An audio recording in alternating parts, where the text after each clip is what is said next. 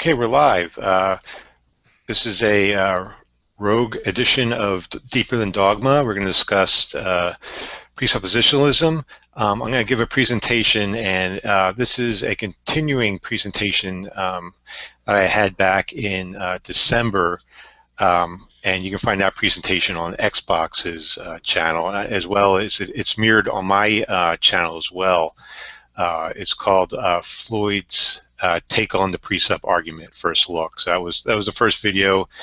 It was just recently posted, although I had this back in December, and this is a continuation of that presentation. And who knows? There'll probably be more. I guess we'll keep on having them until presuppositionalism is finally dead. But I'll start my presentation now, and we'll get started. All right, so can you guys see that? Yeah, yes we can. All right, so a lot of discussions about presuppositionalism is basically how do you know things, a knowledge talk, knowledge claims, how do you justify them? So I'm going to start with a little review from my last presentation. When we talk about knowledge, often we hear the term epistemology. What epistemology is it's a theory of knowledge. It attempts to answer the questions like, what is knowledge, and how can we know things, and how can we obtain knowledge, and so forth. Another term that I'll be using is what's called ontology. There's different meanings of it. In philosophy, the term can mean the branch of metaphysics that deals with the nature of being, of the nature of the identity, the nature of something. And also, the way I'll be using it is in logic, it's a set of entities presupposed by a theory. So what that means is it's basically the set of entities that exists within your worldview. So, for example, within my worldview, cars exist, and horses exist, and the earth exists, and a mind-independent reality exists. For Christians, those things could exist as well, but in their worldview, demons can also exist, and angels can exist, and so forth, things like that. So ontology is basically the set of entities that exist within your worldview. What a presupposition will do when talking about epistemology is they'll often offer an account of their epistemology by appealing to their ontology, while they demand others to justify their epistemology with their epistemology. So what I mean by that is when they say, well, how can you know things? They'll say, oh, well, my God created us in his own image, and he gave us senses and a mind so we can know things. So so the things that exist in my worldview, to be more specific here, my God created us so we can know things. But they'll ask you, well, how do you know your epistemology is correct? When you ask how do you know something, you appeal to your epistemology. So if you try to justify your epistemology with your epistemology, that's a logically circular argument, and that's what they'll usually call you on. So again, they'll appeal to just their metaphysical backstory of what exists in their worldview to account for, not justify, but account for how they can know things. Well, I'll get a little bit more deeper into that a little later.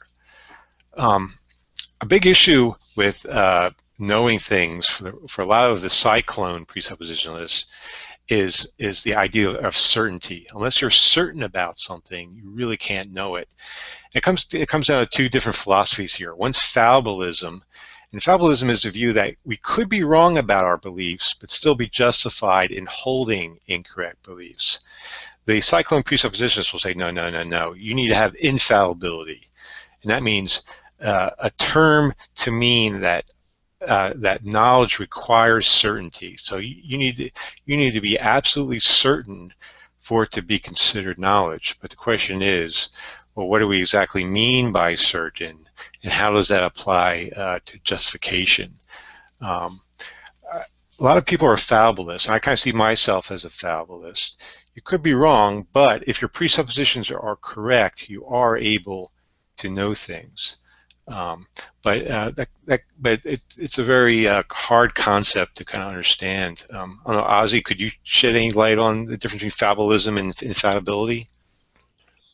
I don't know that there's much to say on it there. I mean, fallibilism is, as you wrote there, the view that we could be wrong about our beliefs, and what that means is that, in principle, any particular belief that you have is subject to revision, rejection, or some other kind of change.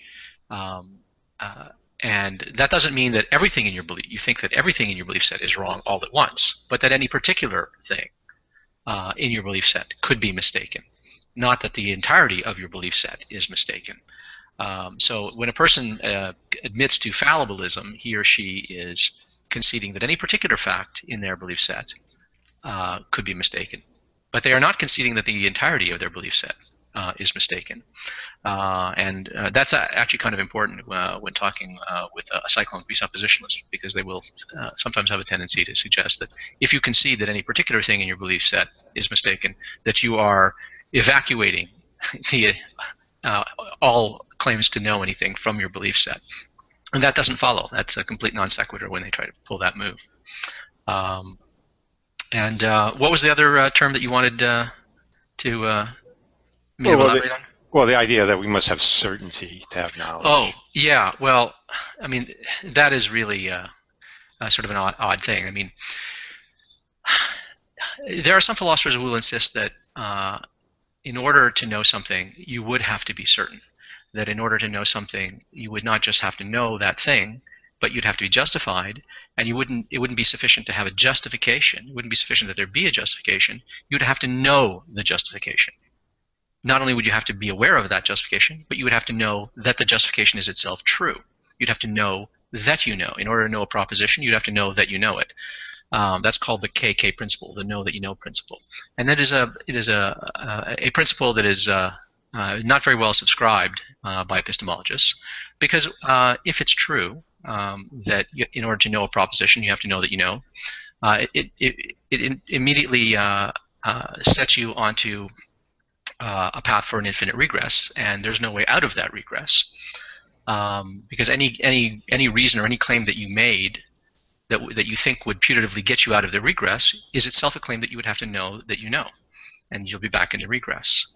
So the KK principle is generally rejected, and so most philosophers don't think that certainty is any part of the definition of knowledge. The definition of empirical knowledge, for instance, might be something like justified true belief or reliably produced true belief. There's all kinds of definitions of knowledge out there, but certainty is usually not included among them, because as soon as you include certainty among them, you're effectively saying knowledge is a concept that has no application. There are no instances of knowledge. It would never be the case that anyone could know anything, ever. I mean, even a god couldn't know it. Couldn't know anything if that were true, because even a god would end up in an infinite justificatory regress, out of which even a god would not be able to escape. So unless you just posit that the god does know everything, but then that's an argument by stipulation. So certainty is not normally understood to be a part of the definition of knowledge. It's not to be identified with truth. It's not to be identified with justification. It's certainly not equivalent to knowledge. And anyone who tries to suggest that knowledge implies certainty has sort of a tough row to hoe. It's actually a difficult argument to make. And in any case, certainty is a word which is not categorical. People will often say that if you're certain about something, you're either certain or you're not. It's categorical. It's all or none. But if you in fact attend to how people use the word certainty, you'll discover something rather obvious that people have a tendency to overlook, and that is that certainty is something that admits of degrees. It makes perfect sense to say, how certain are you of that?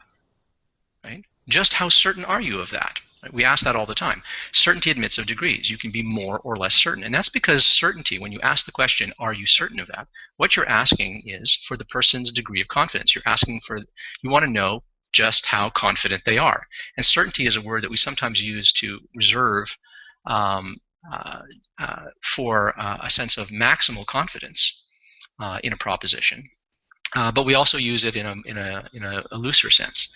And when you're using it in a sense of maximal confidence, it still refers to confidence. It's still a qualifier that means I am as confident as I can be. But that doesn't imply that you couldn't be wrong. Certainty means, well, if you're certain of something, it means that you can't muster doubt. It means indubitability. But the fact that you can't muster a doubt about something doesn't imply that you couldn't be wrong about it. Indubitability isn't inerrancy, and it isn't irrevisability, and it isn't incorrigibility. These are all terms that mean different things. So you can be certain about something, that is, feel certain, be absolutely confident of something, and be mistaken. And you can be absolutely right about something and have doubts about it.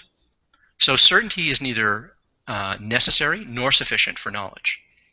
And anybody who tries to sort of define knowledge as justified true belief and then tries to insist on certainty is now smuggling in another condition into their definition of knowledge. Now what they're actually saying is knowledge is justified, true, certain belief. But what does confidence have to do with anything there?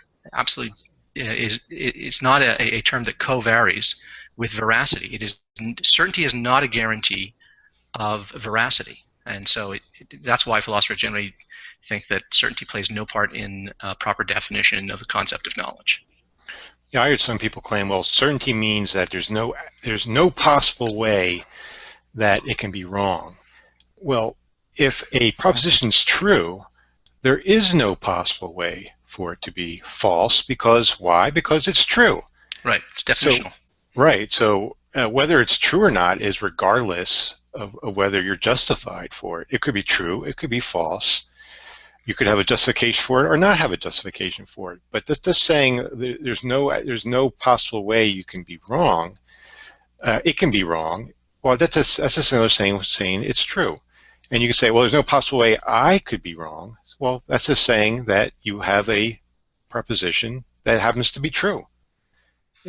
So, within that, definition of justified true belief, it still doesn't quite fit. It just means true. So the fact that you're just saying knowledge is a true belief more than anything. Yeah, actually, that's an important point. I actually have a video, a short video on this called Bible Thumping Wingnut Asks Me About Certainty, where I talk about this. And there's an equivocation that happens when people say, no, certainty implies truth. And the reason they think that is because there's another word that we use all the time, and that word is certitude.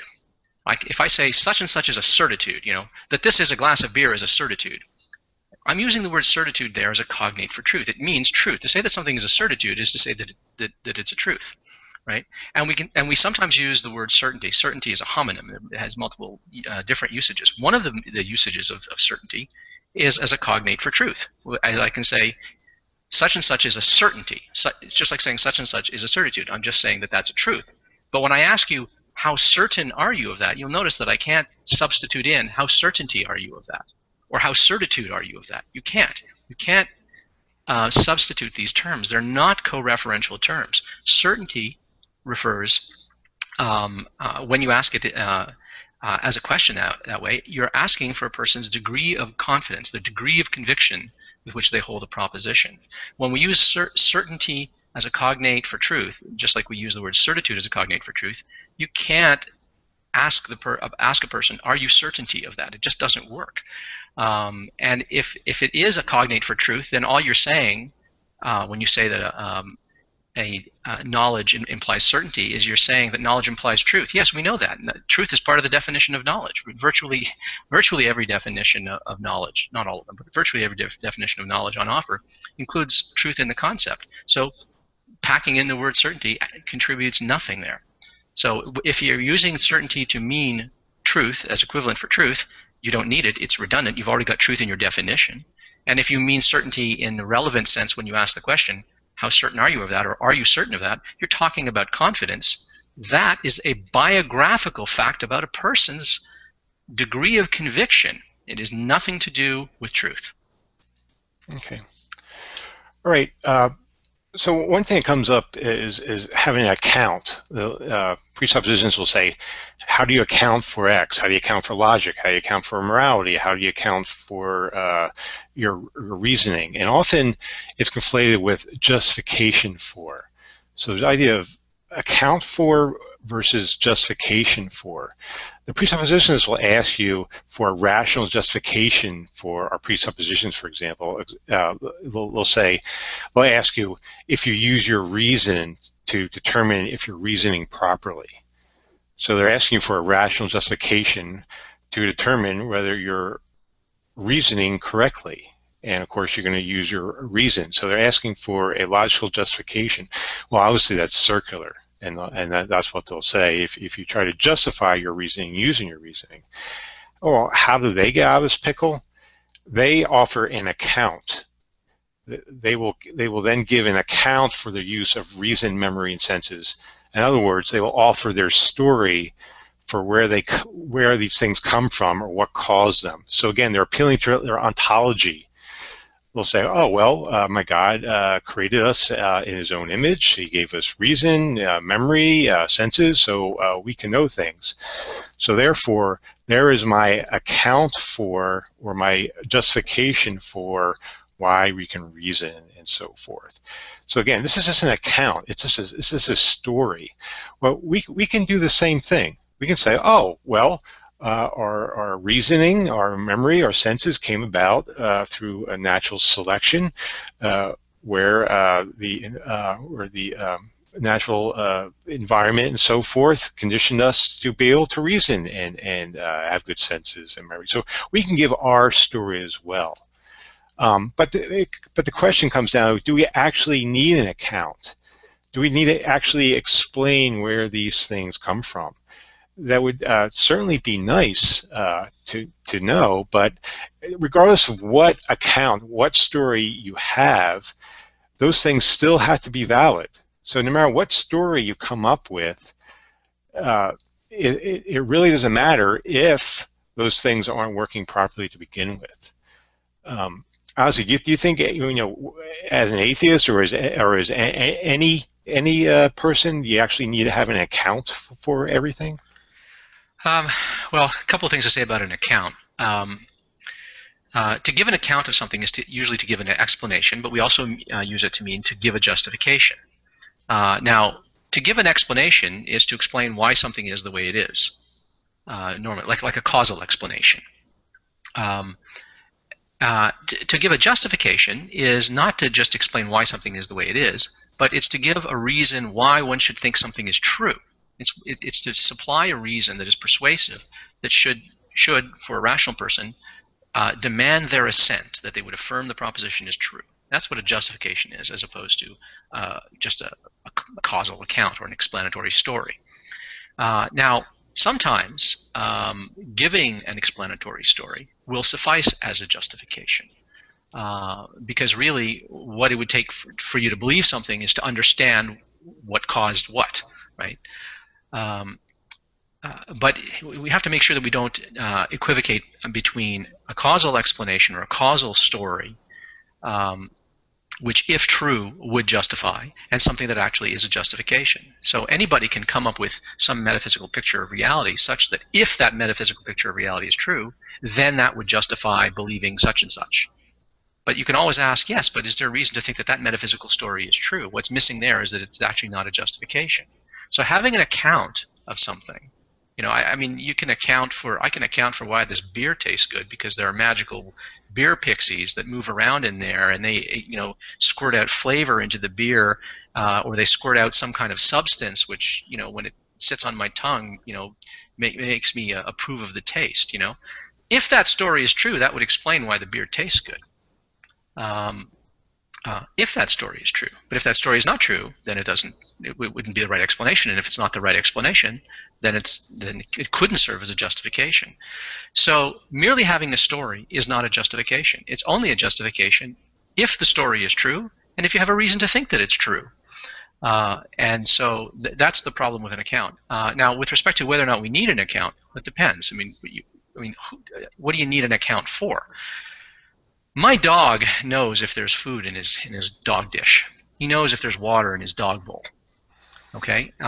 He doesn't have an account. He doesn't have a theory of mind. He doesn't have an epistemological theory, not even of the crudest sort.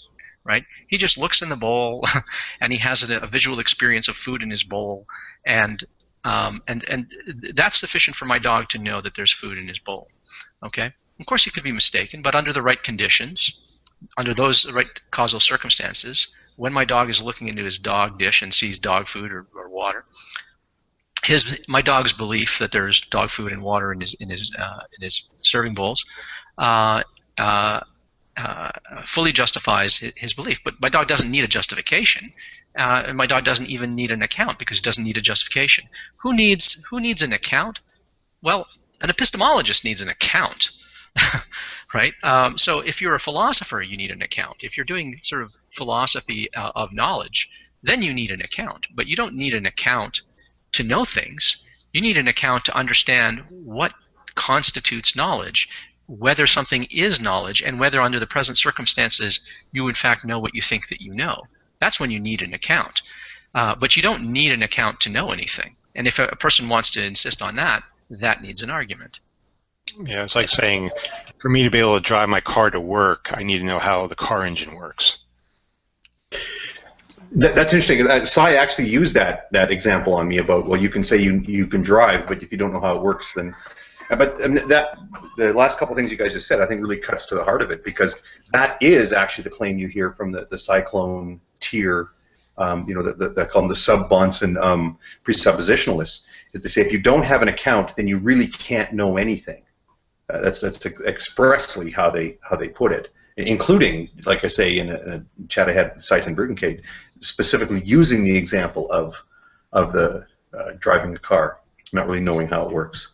There's an interesting parallel here, because you'll often hear these same presuppositionalists say that you need an account of morality. If you can't account for morality, then you've got a problem with your worldview. And of course, if you don't have an account of morality, if you don't have an account of knowledge, if you don't have an account of beauty, if you don't have an account of knowledge, then of course there is something missing from your picture of reality, right? I mean, there's all kinds of things missing from my picture of reality. You know, I don't know how a twin cam engine works. You know, I don't know what a twin cam engine is. It's missing from my picture of reality. Do I need to know that? Well, not to drive a car with a twin cam engine, I don't. But what's interesting is that these same people will tell you, oh yes, of course, an atheist or non-believer can be moral, but he or she lacks an account of morality. But wait a minute. If I can be moral without an account of morality, why can't I have knowledge if I don't have an account of knowledge, right? They seem to be playing by two sets of rules. When it comes to morality, they're often in the habit of saying, oh yes, of course, you know, atheists can be moral. They can do the right thing. They can do the wrong thing. They're still moral agents, which is why God can judge them and condemn them. But, you know, what they're missing is an account. Well, what that means then is that an account is not necessary for being moral. Well, why, when it comes to knowledge, is an account necessary to have knowledge? Why is an account of knowledge necessary to have knowledge? That's kind of odd. Why this discontinuity? And that's never explained. And I think it's because this particular form of presuppositionalism, this epistemic Sye-Clone version of presuppositionalism, was not developed by a philosopher.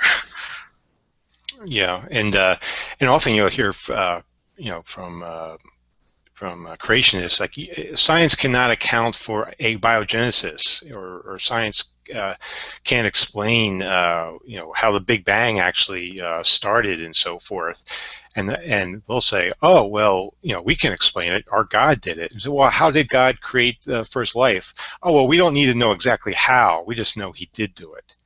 So it's kind of a double standard where they're asking us, well, science has to explain everything about how things were done, but we don't. We just says, okay, we know where it came from, but we don't need to know exactly how it was done. Well, we could say the same thing. Oh, well, natural forces created it. It came from natural forces, but we don't know how exactly it came about. We just know natural forces did it. So, you know, it just seems like a wash.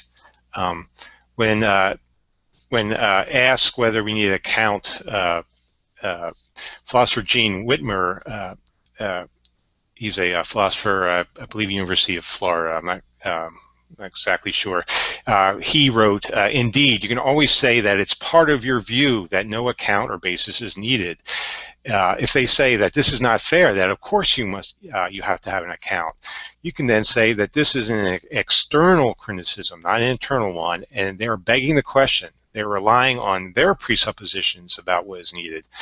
If they can demand that you give an account or basis or whatnot, then you can demand that they meet some demand of yours. Say a demand that their claims about God be testable by empirical investigation. They won't like that. And if anyone's interested in the paper where that comes from, I give the title there. I'm not sure if it's available on the internet. If someone's interested with it, they can just contact me. I believe it was available on the internet at one point. I'm not sure if it is now. But this is a paper about presuppositionalism. Based on my worldview. So a lot of times when presuppositionists will ask questions, where things come from, how do you account for things, they'll answer based on their worldview. Again, they're appealing to the ontology. So in accounting for logic, morality, reason, senses, they base it on the presupposition, and that is different from justifying them logically or admitting that you are fallible. So there's a difference between justifying our beliefs based on your fallible nature and justifying your beliefs based on the presuppositions of your worldview. So when asked these things, they'll just stick with their worldview and say, oh, well, within my worldview, God did it, or it's part of God's nature, or some sort of variety of that, or it reflects the mind of God in terms of like logic and so forth. So that's something to keep in mind when they answer these questions. They always do it based on my worldview. So when they ask you the question, how do you know there's a mind-independent reality?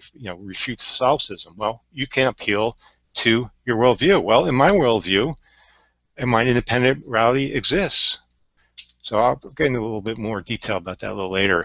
Presuppositionists, they also preach the myth of neutrality. They claim that there is no neutral ground.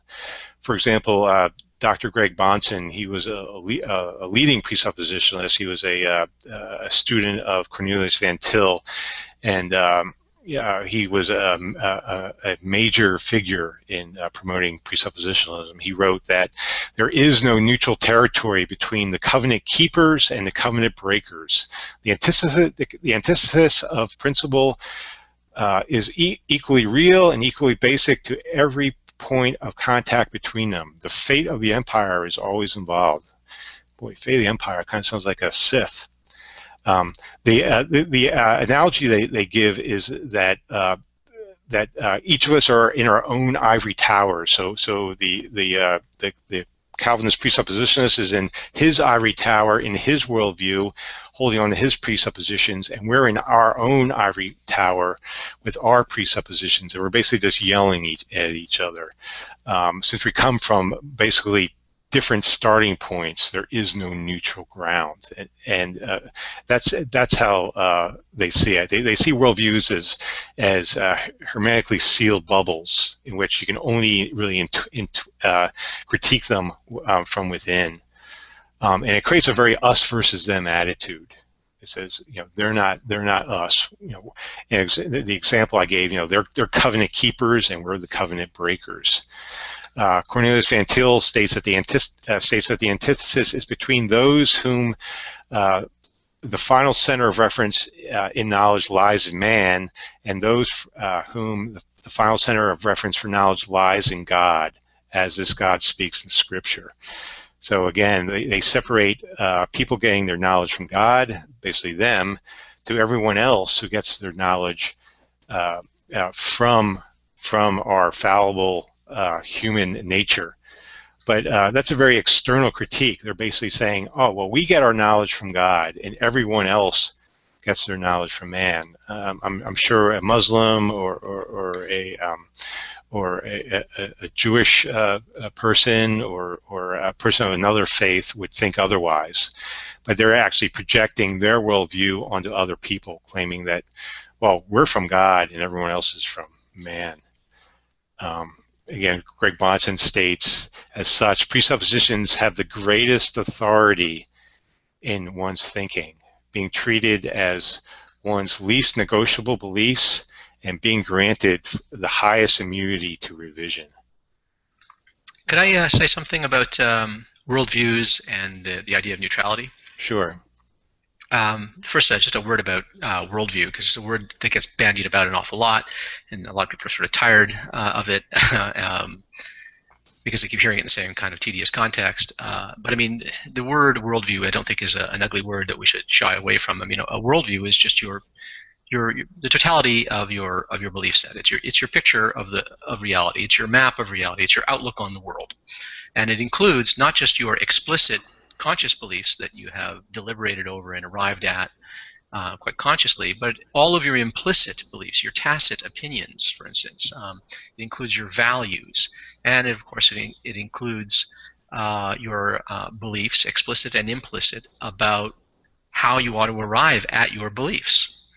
Now, what that means is that if you are trying to evaluate one person's belief set or their picture of reality against another's or your own, how are you to do this fairly? I mean, supposing I want to understand another person's worldview, but part of understanding their worldview is part of understanding their epistemology, their theory of knowledge, and how one arrives at knowledge, and how one should revise one's beliefs, and what are the rational principles according to their worldview.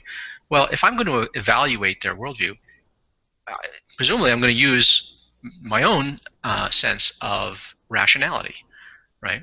And this presents a problem, because if a worldview includes your sense of rationality and your sense, your epistemology, the principle, the standards by which you evaluate theories and propositions, then you're going to have a problem when you try to evaluate another person's worldview. You're presumably going to use your own epistemological principles, or you're going to use theirs. If you use your own, you are analyzing their worldview from your worldview. You are analyzing theirs from the outside. That would be an external analysis. And if you were to criticize it, that would be an external critique of their worldview. If you adopt theirs, you have to bracket your own worldview, suspend it temporarily for the sake of argument. You don't have to actually stop believing it. You just bracket it for the purposes of argument. And then you operate within the scope of their worldview, within the scope of their beliefs, their belief set. And then you evaluate their worldview and try to find consistencies and inconsistencies and inadequacies in their worldview using the contents of their belief set. So I think that, strictly speaking, it's correct to say that worldviews are incommensurable. You can't reduce one to the other typically, and there is no neutral standpoint, because whatever standpoint you're going to evaluate a person's worldview from, you're going to be evaluating it using certain standards, using certain criteria. You're going to be operating within some kind of worldview when you do it. So there is no neutral perspective from which to evaluate something as fundamental as a value system, an epistemology, a metaphysic, an ontology, an axiology, all of that stuff, a moral system. So I think that the presuppositionalists are right here. I mean, this isn't an insight that they developed, but I mean, they're right to harp on this. But I don't think it's right to imagine that once you have a worldview, you're locked into it, and that you can't revise your belief set, and that you either have to hold to it or abandon it wholesale and then jump into another one. That's not true. People revise their beliefs within the scope of their own belief set. They can revise their beliefs. They can even revise their own epistemological standards. It's just not true that belief sets or worldviews are these hermetically sealed bubbles, and that there's no way to revise and even drastically transform your belief set without completely abandoning it and adopting another one. That's not true. That's simply a mistake. It's false to fact. I mean, you only have to look at people who have slowly evolved from one belief to another and contrast that with people who have, in fact, drastically abandoned one set of beliefs for another entire belief set. Yeah, and I asked the question, do we have anything in common? Can we have anything in common with the Christian or with anyone with a different worldview? You know, can we appeal to our humanity, for example? Can we appeal to our common nature, our common needs and goals and so forth? I wonder if that could be a common ground in which we can work together. But I guess it's up to the individual whether they want to go there or not. But you know, it almost seems like they're saying, oh well, we're all different aliens coming from different planets.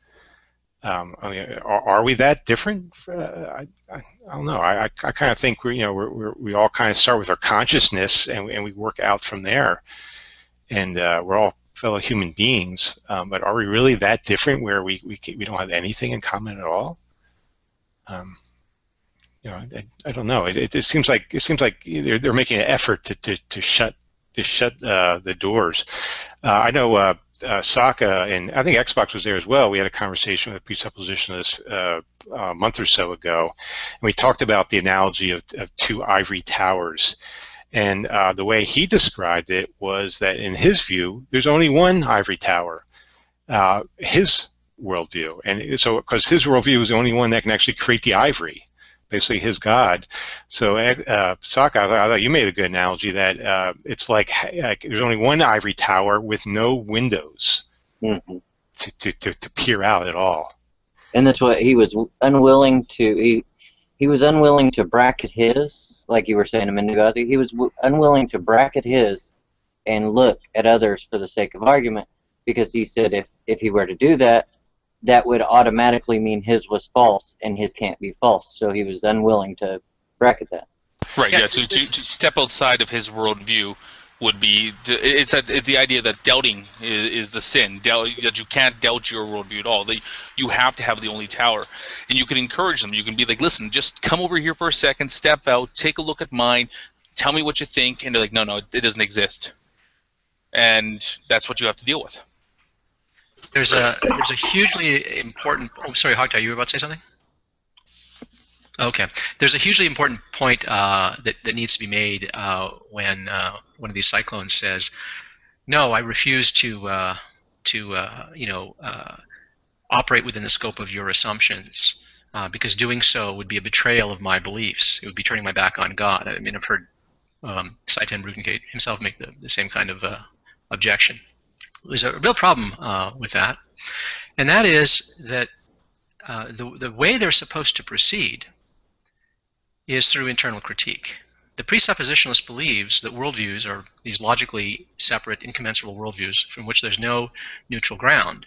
And the way that they're supposed to proceed to establish that your worldview as a non-believer or a believer in another faith is inadequate is by operating within the scope of your assumptions and showing that within the scope of your assumptions, your worldview is either inconsistent or inadequate in some respect to account for this, that, and the other thing.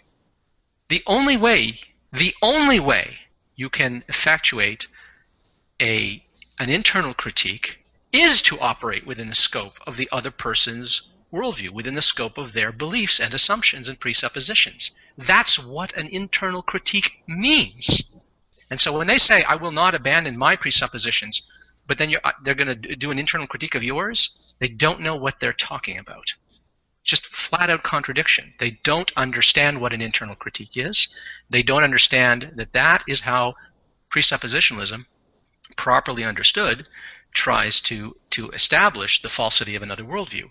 Not because it contradicts Christian presuppositions, but that without Christian presuppositions, on the assumptions of the non-Christians' views, there is an inadequacy or an inconsistency here that is so damning that the worldview is incoherent or just not feasible. That's how it's supposed to be. The only way that a presuppositionalist can effectuate an internal critique is by bracketing his or her own worldviews and presuppositions for the sake of argument, to adopt the other person's presuppositions for the sake of argument in order to evaluate the worldview from within that worldview, not from within their own worldview. And I think that a lot of these Sye-Clones are just too philosophically unsophisticated to understand what presuppositionalism, properly construed, actually demands of them. They're really trying to have it both ways, and it just doesn't make sense. It's complete nonsense. When they do that, they are effectuating an external critique. But when they're effectuating an external critique and saying the problem with your worldview is that it violates my Christian presuppositions, all they're saying is the problem with your worldview is that it's not my worldview. I disagree with it. Yeah. Yeah. Great. It's very persuasive.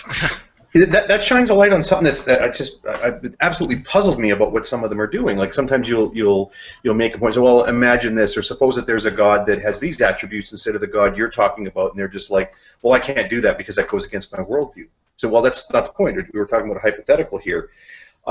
They do. I mean, when they do the so-called internal critique on our worldview, are they not stepping out of their worldview? Are they not, donning our shoes, as it were? See, I strongly suspect that a lot of times that these answers that come off these index cards that they all get with their Sye-Clone Brugengate DVD box set, a lot of times these are like get out of jail free cards. You ask a question that's a little bit tricky, then they'll say, oh, well, I'm not going to discuss this with someone who can't justify their reason, or they just have these things so I don't have to answer the question. I'd always got the vibe when they say, well, if I were to play your hypothetical, that would be me denying God. That just, well, no, you were free to do it a moment ago, but I get the impression they kind of play that now and again as just a way of dodging the topic. They turn it around too. Is if you bracket yours and take an internal critique of theirs, well, then you had to give up your atheism to defeat my argument. Yeah, that's right. Yeah, so what they'll do is they'll invite you to do an internal critique in their worldview. For example, they'll say, oh, well, if my God exists and we're made in his image and he gave us a brain and a mind and valid senses, can't we know things? Well, yeah, if all those things are true, yes, you can know things.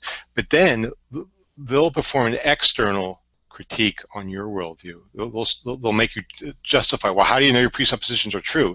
That's an external critique, so it's a double standard, where they're inviting you to do an internal critique on their worldview, but then doing an external critique on your worldview. So it's a double standard, and that's something you need to be aware of. I offered this slide in my last presentation. It's a good time to repeat it again, the difference between an internal critique and an external critique. An internal critique assumes the truth of the worldview in order to examine that would be what would be the case if it were true. It's a type of reductio ad absurdum to show that given the premises, the conclusion leads to a contradiction, and it stays within the bounds of the belief set. So assuming that the presuppositions and the beliefs within that belief set are true, where does that actually lead you? Where an external critique, it doesn't accept the presuppositions of the other's worldview. It doesn't assume the truth of them, but rather it questions those very beliefs themselves. So we'll hear this over and over again. How do you justify that there's a mind-independent reality? How do you justify your reasoning? How do you justify your senses and so forth? So it goes beyond the bounds of the belief set. So that's something to be aware of. The difference between an internal critique or an external critique. Let's go to specific examples now. A common topic that comes up is solipsism. Solipsism is the view that there is no mind-independent reality, that everything is just an experience within your mind. There's different kinds of solipsism. There's, I guess, metaphysical or ontological solipsism that says that in actuality there is only your mind. And then there's an epistemic solipsism that says the only thing that you can actually know is within your mind. If there is an external reality, you really can't know that it is. The presupper will challenge you to refute solipsism based on what? Based on your fallible nature. They're saying, you as a fallible human being, how do you know that there's a mind-independent reality? How do you know that you're not a brain of that? How do you know that a demon, you're not under a demon spell, and everything that you experience is just an illusion? How can you know that? How do they respond? Well, they refute it based on the presuppositions of the worldview. They said, oh, well, in my worldview, there's a God, and this God created the external physical world in which we live in. Therefore, if my worldview is correct, then solipsism is false. You can actually reduce that down, saying, well, if I'm right, then I'm right. So again, they're using their ontology as a solution for their epistemology. They're saying, well, if my worldview is correct, then solipsism is false. Well, guess what? We can do the same thing. In my worldview, there's a physical universe. There's a mind-independent reality. So if my worldview is correct, solipsism is false. So again, we're just offering an account against solipsism. If our worldviews are true, then solipsism is false. But of course, can you convince a solipsist of that if they don't share your presuppositions? Yeah, and as you said, that argument is merely saying if my worldview is true, then solipsism is false. Is merely saying if solipsism is false, then solipsism can't be true. Yeah, that's right. Right. That's axiomatic. Yes. If it turns out that solipsism is false, then it's not true. Wow. Wow. That's some argument. We're breaking ground with this now. Yeah. All right. Next example. Okay, here's the famous Sye-Clone Bruggencate question. Could you be wrong about everything you claim to know? Well, when you hear that, again, go back to my original slide. Based on what? Based on one's fallibility or based on the presuppositions of my worldview? How do they answer that? They answer it based on the presuppositions of the worldview. If my God exists and we're created in His image and He gave us our cognitive abilities and senses and so forth, then we can know things. Voila, problem solved. If I think what happens with atheists and so forth is we try to be intellectually honest and say, well, gee, I'm a fallible human being. I could be wrong about things. Gee, could I be wrong about everything? Well, perhaps. I guess you could make claims like, oh well, I'm certain that I can know that I don't know everything. I'm not omniscient, or I know that I'm not your God. You can play little tricks like that. I think Ozzy, didn't you say you could say, well, for us to understand your question, we had to know the semantics of the question that the Sye-Clone asked us. Yeah, actually, the presuppositionalist Bible thumping wingnut over a year ago made a video asking all atheists if they could answer that question, and he asked specifically to hear from some people. He named me specifically, so I made a very short video about 6 minutes long called Bible thumping wingnut asked me about certainty, in which I answered that question. He wasn't satisfied with the question. He thought I was sort of doing an end run around it. So in the video description box, I wrote a lengthy response. If anyone's interested, they can go look at it there. I wrote a sort of multi-paragraph response, but the answer to the question would depend entirely on what you mean by everything you know. I mean, just how far would you extend the scope of that everything? For instance, what about my lexical beliefs? Those would be my beliefs about the words that I'm using right now, that you're hearing right now. Could I be wrong even about those? Well, if I were, I couldn't even understand the question. So to answer the question, could I be wrong about everything I think I know? Even to understand the question, one has to assume that one knows the meanings of the words one's hearing and speaking, right? So doubt, the ability to doubt something, comes after a feeling of certainty, a feeling of conviction, and the assumption that one knows a lot of things. We presuppose a whole lot, before we can ever muster a doubt about anything. So the very question, could you be wrong about everything you think you know, presupposes that I have lexical knowledge and that I understand the words coming out of your mouth when you ask me that question. Your question, when you ask that question, is granting me knowledge, assumes that I do have knowledge. So what am I supposed to do? Am I supposed to say, okay, I'll have to assume that I don't understand the words coming out of your mouth? Well, then how could I answer that question?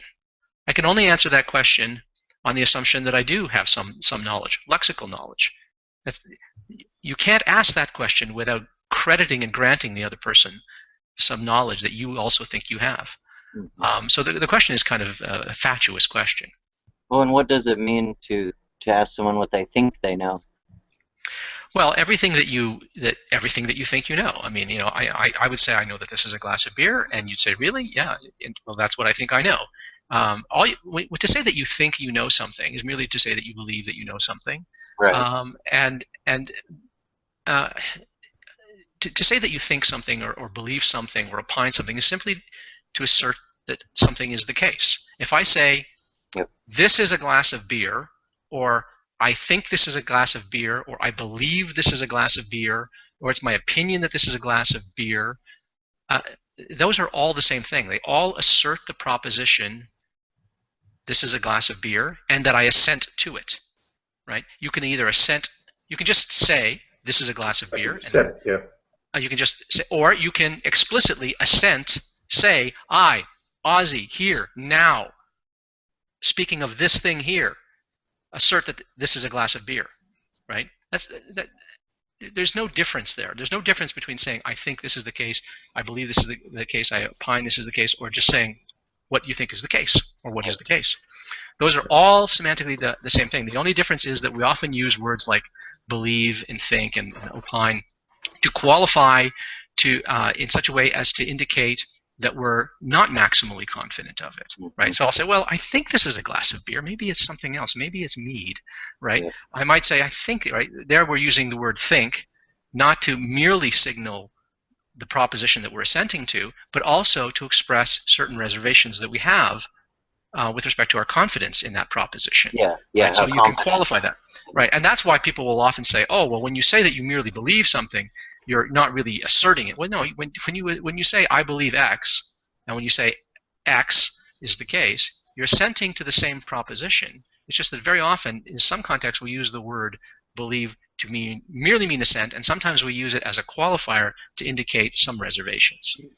I mean, can I also point out that the statement itself, that could you be wrong about everything that you know? I mean, if I know that I could be wrong about everything that I know, and I am wrong about everything that I know, wouldn't that mean that I knew one thing? Right. I could be wrong about everything that I knew. So I mean, that's why they do it. Yeah. Could you be wrong about that then? Yeah. So in that sense, it's impossible for me to be wrong about everything that I claim to know, because there's at least one thing that I know, and that's I could be wrong about everything that I know. They do ask it on purpose. Like they add the think in there. They add that on purpose, and there's a Hovind video out there that he actually explains why that they actually add everything that you think that you know. Yeah, well, no, they have to add that because knowledge is true by definition, right? Anything that is, right. If you actually know that something is the case, then it's true, and then you can't be wrong, right? Actually, it's really funny because when Bible Thumping Wingnut responded to my video, what he actually wrote was, "Could you be wrong about everything you know?" And yeah. I wrote, the first thing to say is that the question you've just asked is ill-posed.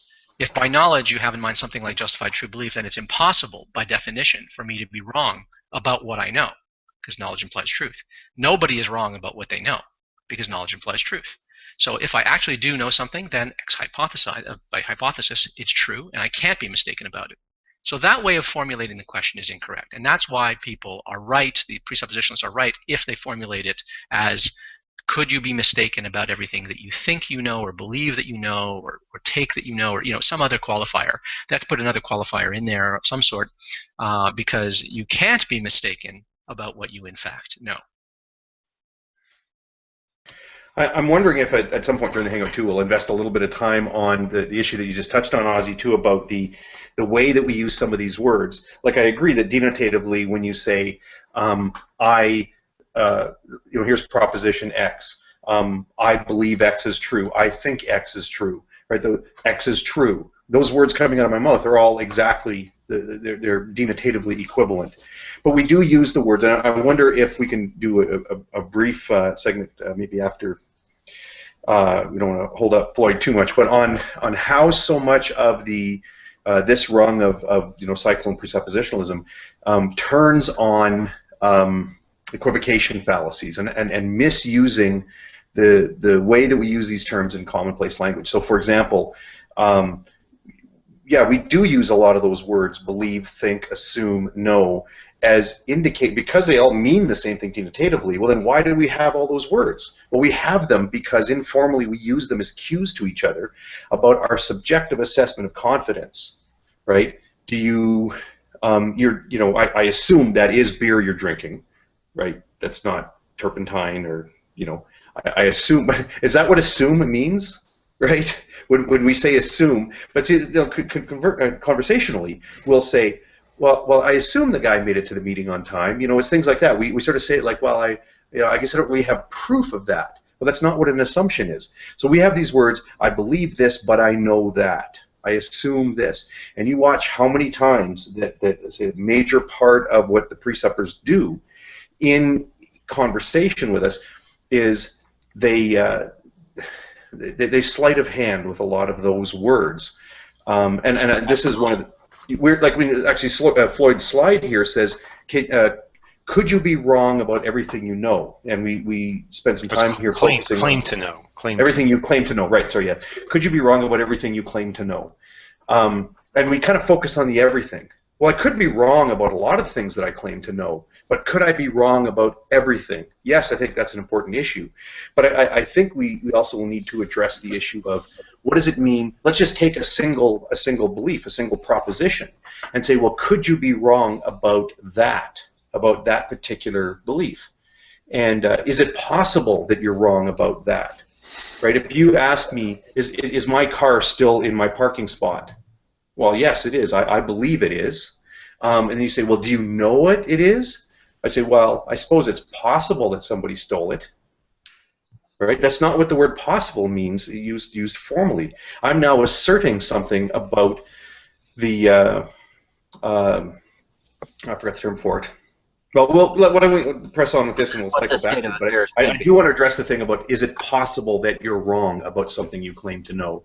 Could you be wrong about what you claim to know? Because I think we're answering that question honestly and informally, only to have it sort of jerked around back on us with the formal language used in a noose-like fashion. Yeah.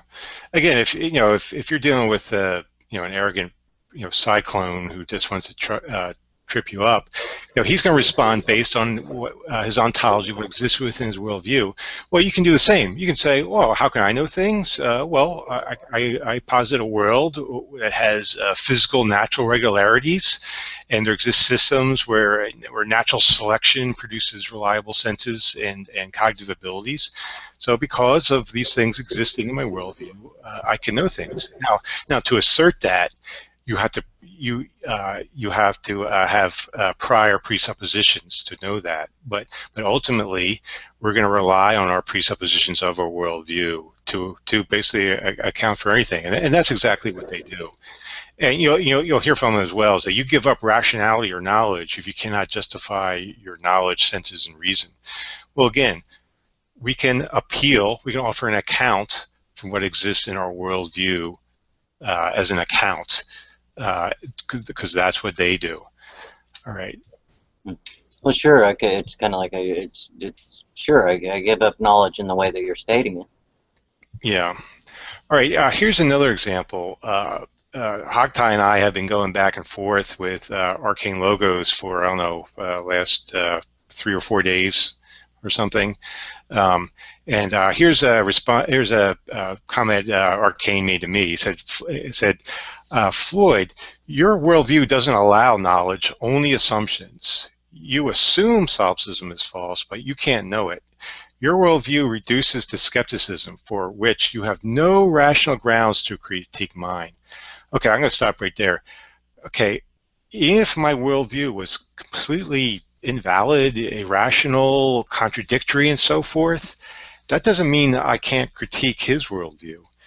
A fellow Christian could critique his worldview. I could borrow his account for logic and knowledge and so forth to critique his worldview. So it's really irrelevant what my worldview says or can account for to be able to critique his. I'll just take his presuppositions and go from there. So the idea, if we don't have an account or our worldview is invalid, that we have no rational grounds to critique theirs, it's just a non sequitur. It's just totally false. You can say arcane layer this basically is just showing some bravado here, claiming that I lost and so forth, and he he claims to have a quote from Ozzy saying, "I have no guarantee for anything I know is correct." So therefore, basically Arcane is appealing to fallibilism. If you're a fallibilist, you can't know anything because you have to have an actual guarantee. Well, and it's that he's like Hogtie was saying a little bit ago. He's equivocating at that point on knowledge, because sure, the way, like I said, the way he was stating to begin with, sure, I give up that ability if you're going to use it in a way that I'm not agreeing to. Yeah, yeah. So how do I respond to this? I say no. I haven't lost it all. Your accusations are false. You haven't shown solipsism is false without begging the question of assuming your presuppositions. So again, he's just saying, well, solipsism is false because my worldview says so. Okay, your worldview has presuppositions as well. We all start with presuppositions. Do you deny this? And he never answers my questions. And I point out, my rational ground to critique your worldview is to identify contradictions and problems. I've done this already. I gave an example of his ontology is populated by evil, deceiving demons and his own God that sends strong delusions and lying spirits. And you have failed to respond to them. I gave him a number of questions which you didn't respond to. You assume solipsism is false as well. All you can say is, my worldview denies solipsism. Well, so does mine. We're both in the same epistemic boat. You really don't understand the problem here. What guarantee do you exactly have? You admit you're fallible, so you have no guarantee at all. You as a presupper think that you are allowed to deposit an entire physical backstory to serve as a guarantor of your beliefs and ground your epistemology. Well, so can I. I don't need your God to do that. I am doing everything that you're doing, but leaving your God out of the equation. The question is, what logical validation can you offer for your metaphysical beliefs without begging the question? Do you think you can do that? If so, offer your syllogism. I won't be holding my breath. Okay, Arcane responds, so you're disagreeing with your pastor, Ozzy? I say no. The difference between justifying your beliefs based on my fallible nature and justifying your beliefs based on the presuppositions of my worldview. You are simply doing the latter. All you're saying is, based on my presupposition, I can know things. I can do that as well. Ozzy and I simply acknowledge that there are no rational justification for those presuppositions themselves. That is what you fail to recognize. For deeper clarification, I recommend the following clip. This is a recent clip on my channel, taken from a hangout with Ozzy. You can go on my channel to view it. That clip is called "Why Presuppositionalism Cannot Justify Our Properly Basic Beliefs." Okay, getting back to I say, when you're asked, how do you know your senses are valid? How do you answer? You answer, my God created us in his own image with reliable senses so we can know things. So what you're saying is, based on my presuppositions of my worldview, my senses are reliable. Well, based on my presuppositions, my senses are reliable as well. And that's where the dialogue stopped. You didn't respond to that. Okay, so Arcane's major point here is your worldview doesn't allow knowledge, only assumptions. Socka, could you play the first video that we have, the first YouTube video now, please?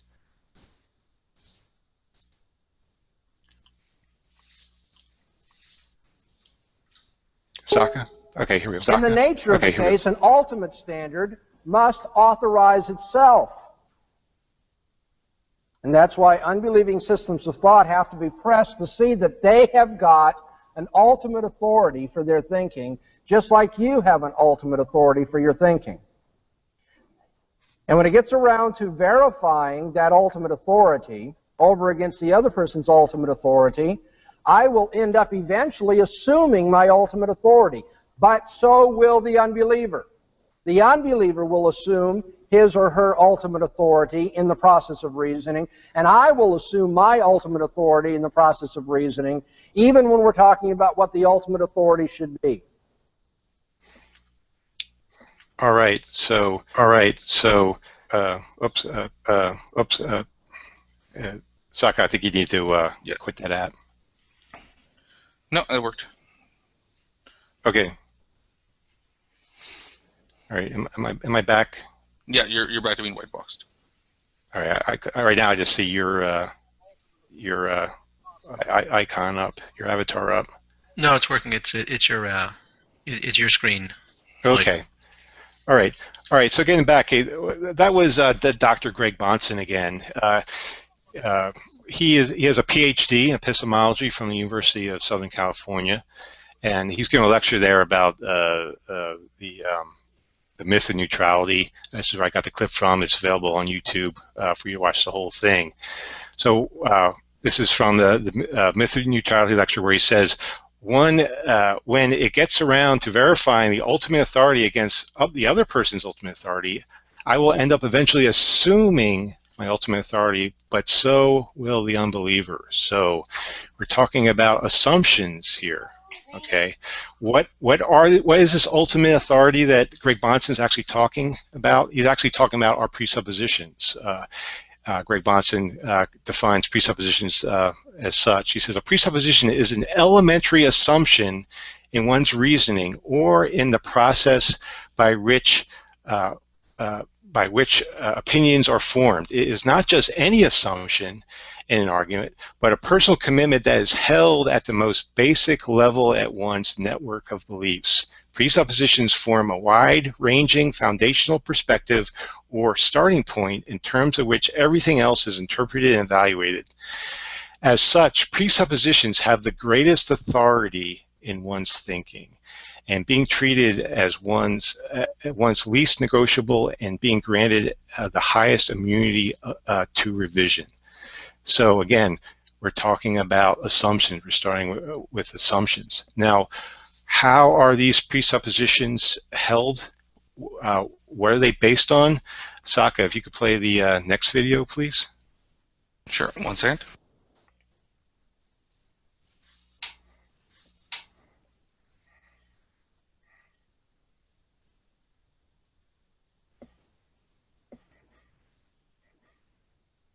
Now, all I'm trying to point out here is that a person's presuppositions in the nature of the case could not be a matter that's verified by natural science, because natural science has its own presuppositions. Okay? Well, they aren't verified by natural science, which itself depends on presuppositions, then our most basic presuppositions are held by faith, aren't they? Everybody's got a basic faith. The presuppositions that we hold are held by faith, but that isn't to say that it's some kind of arbitrary, willy-nilly leap. Like, I'll just believe anything. That's what some people think faith is. Faith is just, you know, having this commitment to whatever you want to be committed to, regardless of the evidence. So as long as you don't interpret the word faith in that way, then what I'm saying here is that a worldview is a network of presuppositions held on faith.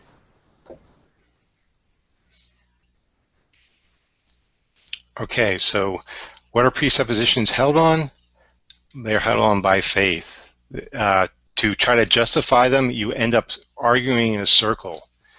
Thus, you cannot rationally justify them in pain of circularity. So you have to take them on faith. So everyone starts with assumptions. To continue on, in The Problem of Faith, Greg Bahnsen writes, no assumptions make no sense. So if there can be no assumed starting point for a demonstration, then no demonstration can get started or finished, depending upon how you look at it. So it's Greg, again, I'll repeat, no assumptions makes no sense. In his writing, Presuppositional Procedure, Greg Bahnsen writes, we must reason by presupposition. And again, Greg Bahnsen, in his Worldview Issues lecture, he states our most basic presuppositions are held by faith. Presuppositions we hold are by faith. A worldview is a network of presuppositions held on faith. This is actually biblical as well. In Hebrews 11:3, we read, by faith we understand that the world was created by the Word of God, so that what is seen was made out of things which do not appear. So again, presuppositions are held by faith. Faith is something I've railed against, people being scared of that word. Most theists don't hold a blind faith. I think that is the misuse of the term more than anything. And I think Hogtie pointed out in his last one with Arcane that line of reason, of pre-rational, the precept, and then rationalizing. He shows a line instead of trying to circularly go at your presuppositions. Yeah. So we're all in the same epistemic boat. And by that is we all start with our presuppositions and reason from them. So to say we don't start with any assumptions, well, if a presupper is going to say that, they're actually disagreeing with probably the top presupper of them all, who has a PhD in epistemology. Could I say something to this? Sure. Yeah, it's a really important issue. It goes to this issue of internal versus external critique. Presuppositionalism, again, properly construed, is supposed to proceed by showing the falsity of a non-Christian worldview, or if you're a Muslim, presuppositionalism, a non-Muslim worldview, or whatever type of presuppositionalist you are. You're supposed to show the falsity of an alien worldview, another worldview than your own, by bracketing your own presuppositions, adopting for the sake of argument the assumptions of the other person, and then exploring that worldview from within and looking for inadequacies and inconsistencies within that worldview. And if you can show that a person isn't in fact living in accordance with what can be delivered by that worldview, then they're effectively living in bad faith. They're believing one thing but living another thing.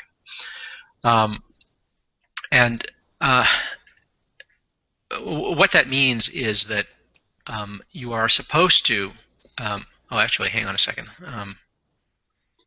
Is anyone else hearing feedback?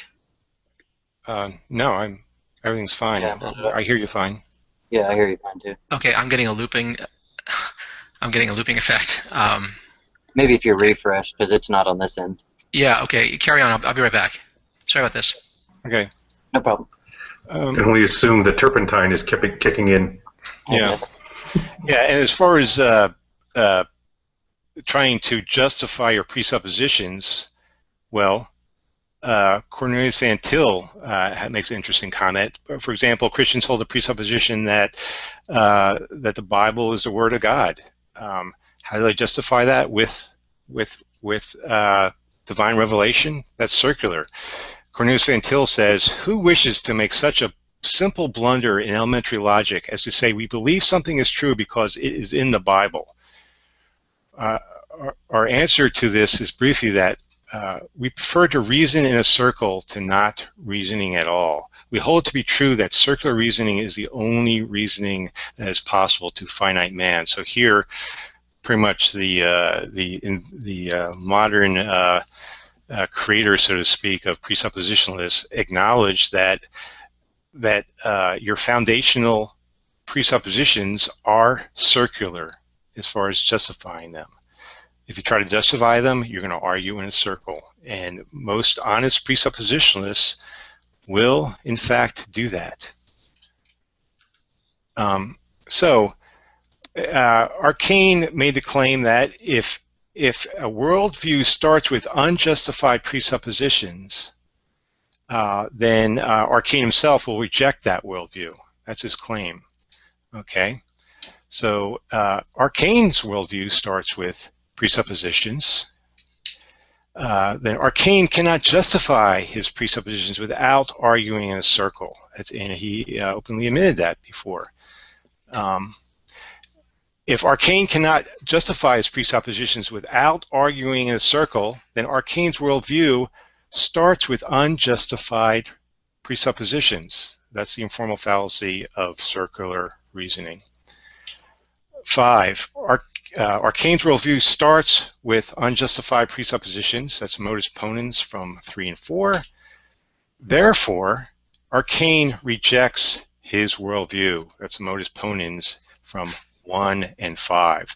So if Arcane is going to stick with the idea that if we start with assumptions, if we start with unjustified presuppositions, then it should be rejected. Well, I'm afraid he's going to have to reject his own worldview. So, Arcane, if you're watching, here's a syllogism. Feel free to refute this. Okay. All right, this is my last slide. I'm going to offer some pointers on how to critique a presupper's worldview. I recommend sticking with an internal critique when challenged them. Understand their worldview, understand their presuppositions, what exists in there, and find internal inconsistencies and problems within them. When asked why you reject Christianity, well, you can appeal to external evidence because they're asking you about your view, your worldview. So you can point to archaeological problems, about historical and scientific problems, and so forth. But if you're going to be critiquing them, their worldview, I recommend sticking with an internal critique. And from that, try to understand their position. Do not strawman them. Do your homework, do your research, try to understand the position they actually hold. And strategies I suggest, well, you can point out Bible contradictions, the fact that there's supernatural deceiving agents in their worldview, failed, false, imaginary prophecy. I gave a Deeper Dogma episode on biblical prophecy, textual criticism of the Bible, the nature of their Bible God. I had a debate with Maximus about whether or not the Bible God is truly loving based on the Bible's own definition of love. Again, that's an internal critique, not on what my standard of love is, based on the Bible's standard of love. So those are certain strategies you can critique their worldview. So that is the end of my presentation. Awesome. Thank you very much. I thought that was really good. Very thorough. Thanks. Yeah, if I could sort of finish the point that I started making earlier, when you're analyzing a worldview, you're supposed to operate from those presuppositions when you're doing an internal critique. It makes no sense to say of another person's presuppositions, oh, but those aren't justified. Right? The whole point of presuppositionalism is everyone has presuppositions. That is, everyone has assumptions that are unstated, that are implicit usually, but they can be consciously aware of them in principle, if they're reflective. And they are unjustified because those are the things by means of which you do justify everything else. And so to demand, oh, but you need a justification for those things, is to demand a justification for that which is offered, which is put forward unabashedly as unjustified, right? So, for instance, I have properly basic beliefs, a bunch of assumptions that I think I and everyone effectively makes, which typically go unchallenged, that we simply operate by. But everyone has these. We can disagree on what constitutes a properly basic belief and what a specific instance of a properly basic belief is, but the point is we all start from some assumptions, or you could call them axioms if you prefer, although I think axioms are a little different. But the point is they are your starting point. It makes no sense to say of a starting point, oh, what's your starting point for your starting point? And there is no starting point for my starting point. There's no starting point behind my starting point, right? And now if I were to try to justify my starting point by something that comes afterward, then of course I'm going to argue in a circle. So of course the solution is, don't make the mistake of thinking that you can justify your starting point by conclusions derived from your starting point, because if you do that, you are going to argue in a circle. Any properly educated presuppositionalist is going to know that you can't do that, and that's a bogus objection. But the Sye-Clones don't understand that presuppositionalism assumes that there are these fundamental, elementary beliefs that admit of no justification, and that they are the starting point, and that the way that you're supposed to vitiate or disprove another worldview is not by questioning the starting point and saying you don't have a justification for it, but by showing that based on the conclusions from that starting point, you have inconsistencies, incoherencies in the worldview, not by challenging the lack of justification of the starting point, right? Because the presuppositionalist is in the same boat. So whenever you hear a presuppositionalist say, "Oh, but you can't justify your basic starting point, your elementary assumptions," that person doesn't understand presuppositionalism and doesn't understand his or her own apologetic, doesn't understand that they're literally in the same boat. That there's no escape from that, and that's not how the critique of another worldview is supposed to proceed according to presuppositionalism. You know you're talking to a Sye-Clone when you hear that objection. I agree. I've often stated that I'm not a presuppositionalist, but I'm a better presuppositionalist than some of the presuppositionalists on the internet, on YouTube and whatnot. And there are very few who I've actually interacted with who I'd say do hold tried and true to the presuppositionalist method. Arcane is not one of them, but I am friends with people who I believe are. And in terms of presuppositionalism starting off in circular argumentation, I often said that it's not too bad at first I thought it was a huge problem when looking at it. In fact, that's something I brought up often. It's just all circular reasoning that's justified post hocly. However, I do think now, studying epistemology a little better, the presuppositionalist could just start off with a position in philosophy, in epistemology called coherentism, which is just the notion that the foundations of knowledge are about how coherent the axioms are together as your general starting point. That's just kind of a basic coherentism. And then, of course, those axioms are held not unjustifiably. They're held because you have to kind of you're going to have to kind of, to borrow the term, presuppose them in order to have a starting point. So your first set of axioms are on the house, but the next ones better not have anything circular within them. And of course, if you're going to include those axioms within the ones you started off with, then you're augmenting your position from whence you started. Just to use a popular example, who isn't a presuppositionalist, by the way, but people often put him in the camp. Alvin Plantinga was a classical foundationalist and an internalist when it came to knowledge. However, he realized that there were tons of things that foundationalism proper couldn't really work with. So, for example, how do you know that the world wasn't created 5 minutes ago? That's something that just presupposing the laws of logic aren't really going to get you anywhere. Because even a world created 5 minutes ago is logically coherent. So, of course, Plantinga applied a form of externalism plus a form of reliabilism on top of that. And of course, he didn't just justify that by he didn't just go about that by saying, okay, I'm presupposing these. He's saying the foundation, my foundations can only be strong if I were to include them. And of course, in epistemology, it's more along the lines of the impossibility to the contrary. If you, which starts off with Aristotle, if you do not take up this axiom, then if you're automatically resorting to what's known as a reductio ad absurdum, where everything isn't making logical sense, then you know, or you have to believe in an absurdity that you would never pragmatically apply to your everyday living, such as believing that you're a brain in a vat, then obviously you've gone the wrong way about things. So I think there is a better way to do presuppositionalism, and if many presuppositionalists who are on the internet who don't really know the background of all this, they pick up a book on epistemology. It never hurts.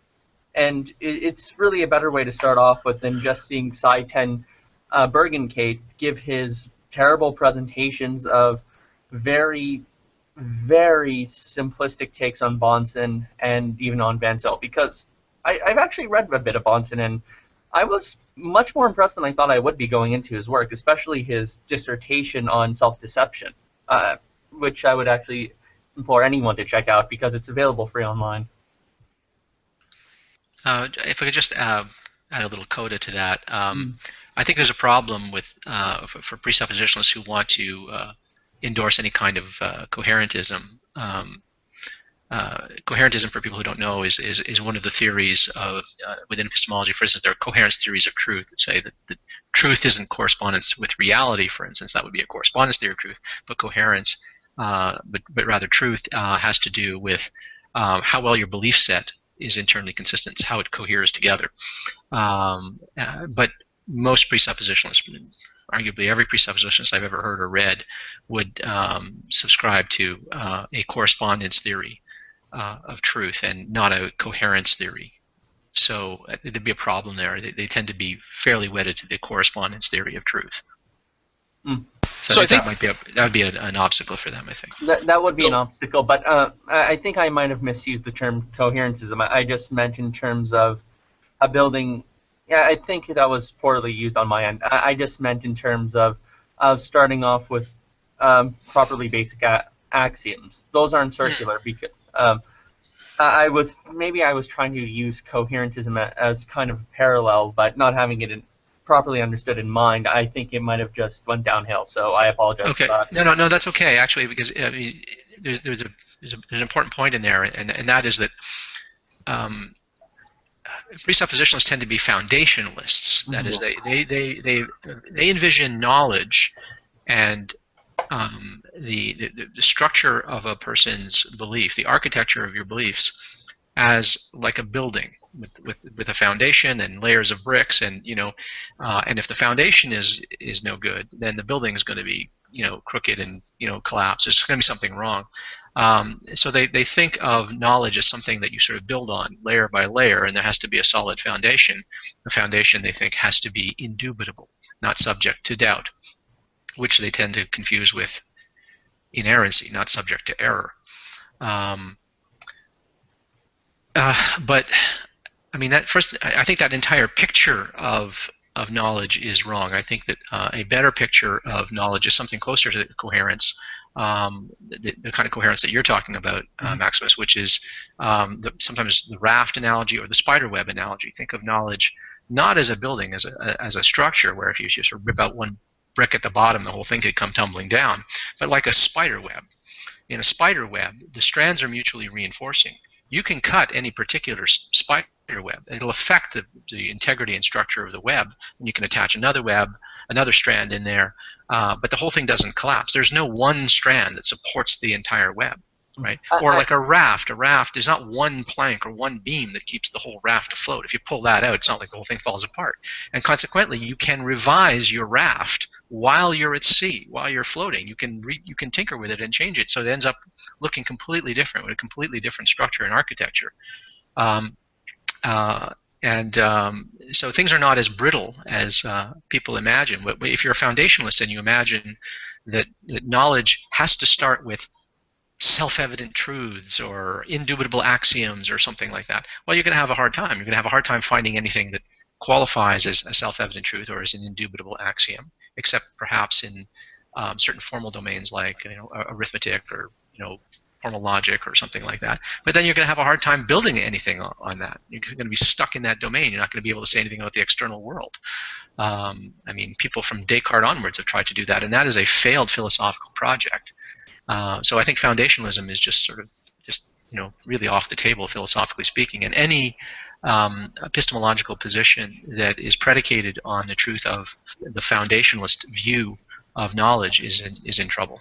I think I think maybe it's due to my naivete, but I'm still not convinced it's a failed project. But that's just me. Well, there are other options. I mean, there's a middle course, for instance. There's something called found-herentism, which is something I'm sympathetic to. Yeah, it's something I'm actually sympathetic with. Yeah, Susan Hackett has that position, if I remember correctly. Yeah, that's right. Yeah, Susan Hackett does. Yeah. So right now, sorry, I think Hogtie was waiting to get in with something. He's still here. He's he's AFK. He's just stepped away. Do you mind if I ask you a quick question, Ozzy? Just for my... No. Brilliant. For me, it's been a bit of a difficult thing to get into the idea of having knowledge. I still haven't got past this idea of justification. So, assuming one's justification to be true, representative of knowledge. So perhaps like the assumptions we make there, or the assumptions that we have to contest there, because I don't see how I can get, I don't see how I can have knowledge without first assuming that I have knowledge, essentially. Oh, okay. All right. Well, a word or two about justification. The operative definition within most presuppositionalist discourse is a definition of knowledge called the JTB definition of knowledge. JTB stands for justified true belief. Okay, and a lot of people will have heard this. It's been bandied around for a long time. And the reason a lot of people have heard this, even if they're not familiar with presuppositionalism, because presuppositionalists didn't come up with this either, is that it's a very old definition of knowledge. It's the oldest definition of knowledge in the history of philosophy. It was put forward in a dialogue called the Theaetetus by Plato. And Plato asks, what do we mean by knowledge? How do we distinguish knowledge from right opinion, an opinion that just happens to be correct, right? For instance, if I shake a magic 8-ball and I make all my decisions based on what the magic 8-ball says, some of the time, I'm going to be doing the right thing, and certain predictions will turn out true. But it's not a very reliable process, right? So if I use that as my justification, or if I decide whether it's going to rain outside and whether or not I should bring an umbrella by flipping a coin every morning, and not looking at the clouds and not looking at a meteorology report, some of the time I'm going to be right. But we wouldn't say that I know it's going to rain because I flipped a coin and it came up tails, right? That's not a proper justification. So the idea of justified true belief is that for something to constitute knowledge, you first have to have at least a belief, right? I can't believe that this is an empty glass of beer. I can't know that this is an empty glass of beer, if it is empty, well, or an almost empty glass of beer, unless I at least believe it. If I didn't believe that this was a near empty glass of beer, I couldn't say that I know that it's an near empty glass of beer. Right? I don't even believe it. I agree with you there. Absolutely, right, okay. I agree with you there. From my perspective, I would say I have an experience, and then I formulated a belief upon that experience, and then I experience again. For me, the difficulty is how many instances of those two things occurring before I can finally qualify it as knowledge. Right. Well, hang on. There's a yeah. No problem. Sorry to interrupt. No, it's okay. There's a deep aspect to this question that I'm getting to, and that's why I'm sort of telling this story about what JTB is. So there are three conditions on knowledge. One is you at least have to have the belief that P before you can know that P. P has to be true. I can't know that this is an empty glass of beer. It's now empty. I can't know that this is an empty beer glass unless it's true that it's an empty beer glass. If this is if this glass of beer is full of beer and I believe that it's empty, then my belief is false, and then I can't know that the glass of beer is empty when it's in fact full. So that's why there's a truth condition. Now, notice that truth condition is a metaphysical condition. It's a state of affairs that it has to obtain. If that state of affairs obtains, and I believe that it's true, then I have a true belief. Okay, so well, what's justification then? Well, justification real quick before you get into justification, does the belief have to be true? Is that what you said? Yeah, to have knowledge. As well as the state of affairs. Corresponds to reality. It has to be true, and then the state of affairs have to be true. No, states of affairs are states of affairs. States of affairs can't be true. Sentences can be true. Propositions can be true. Statements can be true. Beliefs can be true. States of affairs are just states of affairs. They can't be true or false, right? So the state of affair is what makes something true or false. It's what makes a proposition, a belief, a statement, or a sentence true or false. It's the state of affairs that makes it the case that one of those things is true or false. States of affairs are not themselves true or false. So if the state of affairs holds and my belief matches the state of affairs, then we say I have a true belief. Right? So notice that truth here is a metaphysical condition. It just describes a state of affairs. So what's the point of justification? Well, justification is that thing which is supposed to connect your belief with the state of affairs, so that my belief is not just a damn coincidence like flipping a coin, right? So that my belief results from, is caused by, is a consequence of, is conditioned by the state of affairs. So that if my belief arises in the right way, right, as a result of the state of affairs, then that justifies my belief in that state of affairs. That's the function of justification. It's to connect, it's to tether, to tie my belief to the state of affairs in a principled, non-arbitrary way. So it's not just a matter of luck, like flipping a coin, for instance. Now, so now your question, Alex, is, well, wait a minute. How do I know that my justification is right? Right? Well, you can ask the question, how do I know my justification is right? Now you're making a different knowledge claim. You're making the claim that my justification is correct, and you want to know why is my justification correct, and you can ask that.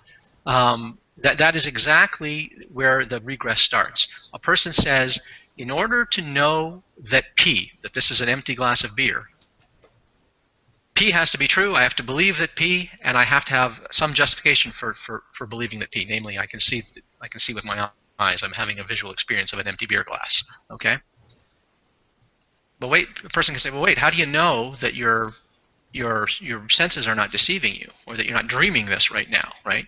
In which case, there's no beer glass at all. I'm just dreaming all of this, right? That's a perfectly good question. Now what you're asking is, how do I justify my justification, right? And if I give you a reason for why I think I'm not dreaming and why I can trust my eyesight right now, and I don't think my eyes are deceiving me, for instance, and why I think I'm not a brain in a vat, supposing I give you reasons why that would be, you could ask, well, wait a minute. What if those justifying reasons are themselves called into question? Can't I call those into question? Yes, of course you can call them into questions. But now you'll notice we're in a regress, right? A justificatory regress. It's an infinite justificatory regress. This justificatory regress arises because what you're doing is, as a condition of knowledge, you're making it the case that the cognitive agent, me, the cognizer here, has to know that his justification is right.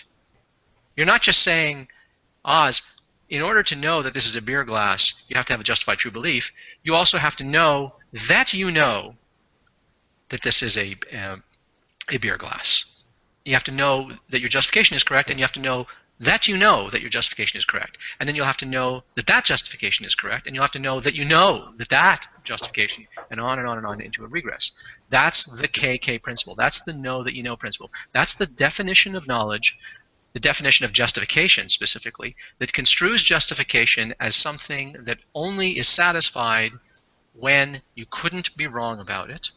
And the cognitive agent has at his or her conscious disposal current experiences which could justify the experience, and that is guarantee that the experience happens. But nothing can satisfy the KK condition, which is why so many epistemologists just think, no, the KK condition cannot be part of what we mean by justification, because if you make the KK principle a necessary ingredient in the concept of justification, no belief could ever be justified. No belief in logic, in math, in ordinary science, in ordinary life.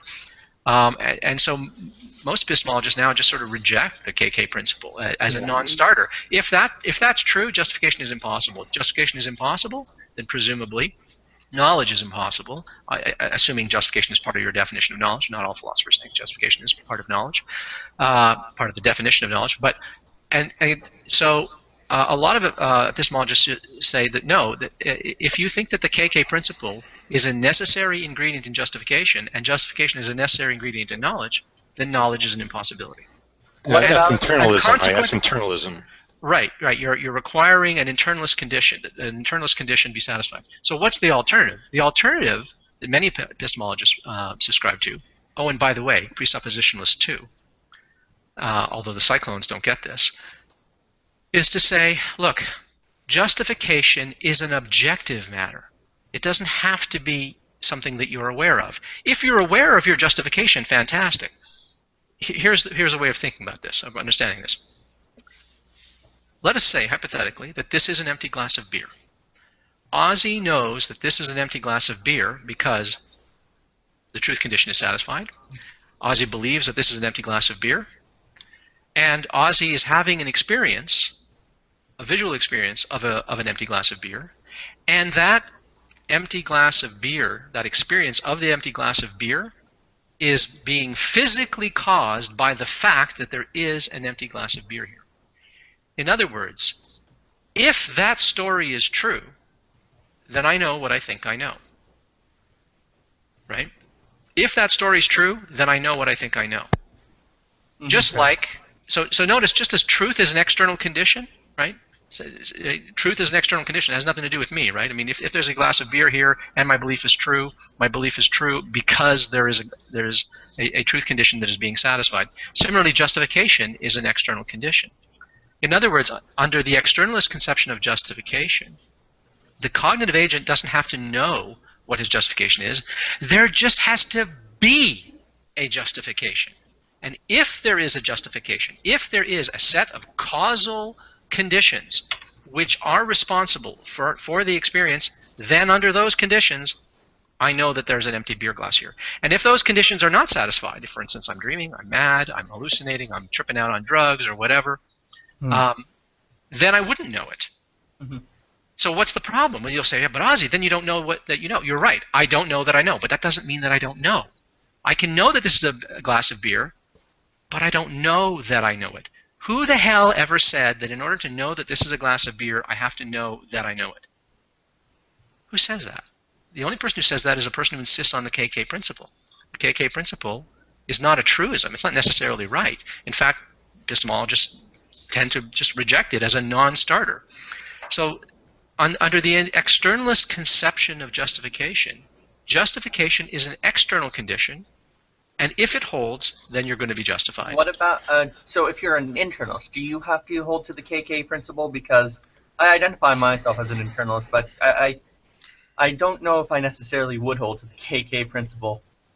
That gets a little tricky, but no, in principle, you don't have to subscribe to the KK principle to be an internalist, but most internalists do, because usually the thing that motivates a person to be an internalist is an implicit assumption that the KK principle is true. So an internalist, by the way, just to be clear, is a person who believes that justification consists of the agent knowing what his reasons are. Mm-hmm. Okay. Now, if externalism is right, if the externalist conception of justification is the correct account of justification, you might ask, well, why do we demand justification from people if it's not necessary that you know it, right? If it's not necessary that you know your own justification, why do we demand it? For pragmatic reasons. If I want to persuade you that this is an empty glass of beer, right, then I want to be able to state and retrace what the causal connection is if I can find out what it is. I might not be able to find out what it is. But now notice, whether you're a presuppositionalist or not, my dog recognizes that there's food in his dog dish. My dog doesn't know anything about epistemology. My dog doesn't know anything about optics. He doesn't know anything about light. He doesn't know anything about his visual cortex and his eyeballs and the optic nerve and how any of that works. He doesn't know the causal story of how the dog bowl being there is part of the causal story for why the dog has the visual experience of a dog bowl and thus forms the belief that there's a dog bowl full of food there, right? But my dog knows that there's food in his dish if those conditions obtain. If those conditions obtain, then my dog knows what he thinks he knows. If those conditions don't obtain, then he doesn't know it, right? That's the externalist conception of justification. But if you want to be able to persuade some other person that you're in a position of knowledge, that's when you want to be able to state it. Dogs can't state their justification. We, fortunately, are sometimes in a position that we can retrace the causal steps that lead from the belief that we have back to the cause of the belief. What if, for example, you're... so I would understand that an externalist would generally hold on to a very reliabilistic system. Like they would, like for example, if one would ask, how do you know your senses are working? Well, one would kind of make appeals to kind of an evolutionary reliabilism where our sense experiences are reliable because they developed through evolutionary mechanisms that conditioned our brains to be well adjusted to take in external information, and right. that's kind of how we know that our knowledge is reliable. That's not how we know. That's what makes it reliable. That's what makes it reliable. It's not how you know that you know. It's what makes it reliable. And the idea is, under the externalist conception of justification, justification is about what are the conditions that make something a justified belief, not how do you know that something is a justified belief. I see. Right? Yeah. In other words, if you know that you know, that's great. I mean, if it so happens that you know the justification for your true belief, fantastic. That's gravy. Then you're in a position to persuade other people. So, okay.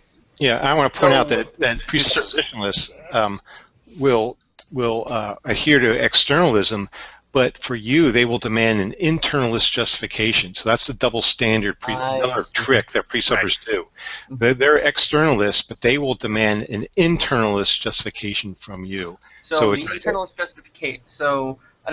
justification, I would probably give, with regards to how do I know, is I usually probably give a bit of a criterion. So, for example, if usually these notions I kind of fathom as coming from a form of skepticism or a form of questioning.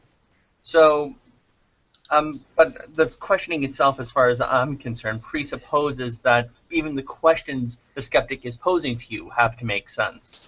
So if the questioning gets to a point where something like the law of non-contradiction doesn't make sense, like how do you know the law of non-contradiction doesn't work? Well, doesn't the skeptic have to presuppose, or me critiquing myself have to presuppose that the law of non-contradiction holds for that question to even make sense in the first place? So for me, it's either going to boil down to a place where questioning no longer makes sense, and if it doesn't boil down to that, I should try to come up with a further justification with regards to that I know. So that's kind of how I parse it out in my mind, and it's internalistic, mostly because of the fact that I don't have to appeal to anything outside of it. I'd like to emphasize something that Floyd just said about the double standard that the Sye-Clones apply. When you hear a Sye-Clone say, "How do you know that? How do you know that? How do you know that?" You'd swear they must be internalists. They're insisting on an internal conception of justification. They're insisting, look, you're not entitled to claim that you know something unless you know that your justification is correct, and unless you know that your justification is correct, and unless you know that your justification, and so on. Right? You'd swear they're internalists, right? Right. I mean, they're insisting on an internalist conception of justification when they interrogate you. But then when you ask them, wait, how do you know? Oh, well, you see, here's how it is. There's this being, you see, and he's omnipotent, and he's omniscient, and he created the universe, and he created us with reliable belief-forming processes such as vision and memory and reasoning abilities and stuff like that, and he created a world of uniformities and da-da-da-da-da. And if all that story is true, and I don't know how I can establish that story is true, but if that story is true, then I know what I think I know.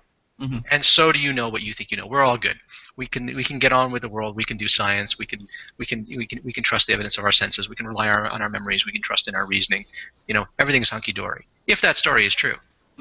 Well, yeah, that's right. If that story is true, then you know. If that story is true, you know what you think you know. The problem is, as soon as you say, well, wait a minute, you're insisting on an internalist conception of justification, that I be able to give reasons for the reasons for the reasons for the reasons. How about I play that game with you? They go, oh, no. You don't get to do that with me, right? Well, wait a minute. You're applying a double standard. You're insisting that you're entitled to apply the externalist conception of justification, but everyone else has to abide by an internalist and much harder conception of justification. I would say an impossible conception of justification, right? But wait a minute. I mean, it's not like presuppositionalists invented externalism, or that they own it, even if they had invented it. The externalist conception of justification is an older conception of justification, and that conception of justification doesn't require that there be a God. I mean, on my view, we live in a world that, as a matter of brute fact, involves stable regularities. If there are these stable regularities, and you have the systems that evolve on the planet under selective pressures, such that these systems have experiences that systematically co-vary with changing states of affairs around them, then those experiences will mirror the states of affairs around them, and they will be generally reliable, and they will be no more nor less reliable than what a presuppositionalist believes about our senses and our memory and everything else. If that story is true, then I know what I think I know. What's wrong with that story? Well, that too is a story, right? This is an account again. It's a story. It's an explanatory story, which, if true, would ground our knowledge, would make possible knowledge, right? So it's just simply false when they say without a God, you couldn't account for knowledge. Hey, I can account for knowledge 50 different ways, right? There's all kinds of things that I can evoke. I can just invent a metaphysical story and posit whatever entities I want, such that if they exist, then I know what I think I know. And so what it boils down to is this. The presuppositionalist is saying, here's my metaphysical picture of reality. And if it holds, then I can know what I think I know. But anybody else can say, here's my metaphysical picture of reality. And if it holds, I know what I think I know. Mm-hmm. Which one of us is right? Or maybe we're both wrong. Maybe someone else is right. It's simply not enough. It is simply not intellectually satisfying a position as an epistemologist to say I can imagine a set of circumstances which, if they were true, would make knowledge possible. Mm-hmm. Right? You can invent those all day long, and it's certainly false to say I've got one, but nobody else can have one. Hey, anybody can invent things and posit things that have knowledge-conferring abilities and properties. That won't do. We have it, or we all have a teleology which has a final cause of knowing things. Yeah, that could be another one. Yeah. I always like going with the Aristotelian approach, but anyway. Let me offer a quote from a presuppositionalist which kind of reflects this. This is from John Frame. Yeah, he was a student of Van Til as well. In his paper Presuppositional Apologetics and Introduction Part 1, he says, mysterious though the process may be, somehow God illumines the human mind to discern the divine source of the word. We know without knowing how we know. There it is. There it is. That's externalism. We can know because there are certain external conditions which, if true, will secure our knowledge. But we don't need to know that we know them. That's externalism. That's presuppositionalism, right? And presuppositionalists aren't the only externalists. I myself am an externalist, as are many, many epistemologists. That is exactly right. And if more Sye-Clones understood that presuppositionalism, properly construed, applies the externalist conception of justification, they wouldn't be going around challenging everyone with an internalist conception of justification, because when they do that, they're abandoning their worldview, they're bracketing their worldview, and they're simply trading on people's naivete and naive intuitions that justification consists of the conscious awareness of the causes of your belief. Look, we all have beliefs. Most of my perceptual beliefs arise rather naturally and passively in me, and I don't know any of the causes. I mean, a few hundred years ago, we didn't know what brains were for. Aristotle thought that the brain was a radiator that cooled the blood. Didn't know that it had anything to do with thinking. They thought that the seat of the emotions and thought existed in other parts of the body, like the liver, the spleen, the heart, because those are the things that responded to emotional states and stuff like that. You simply do not need to be aware of the causes of your belief for you to know.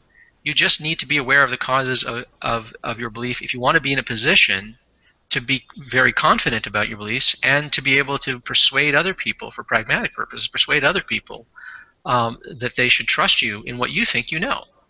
But it's not a condition on knowledge that you be able to know that you know or be consciously always aware of your reasons. Especially for perceptual beliefs, for instance, or memory, for instance. Also, for most of us for some of us who are internalists, our position, usually what I like to do, even now knowing that their position is externalistic, and actually it was, Floyd, thank you so much for actually letting me on to this. I think it was during your one of your earlier presentations of this, that I actually now give critiques of their externalism, whereas they're not on par with my internalism, where I find it much easier to go with.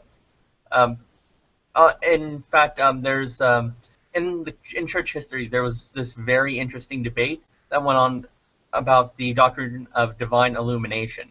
Divine illumination is the theory that people intuit knowledge from God first and foremost, and after intuiting it and obtaining further knowledge from the external world, then that's how you build and stabilize knowledge. It came from Augustine, who kind of was inspired by Plato's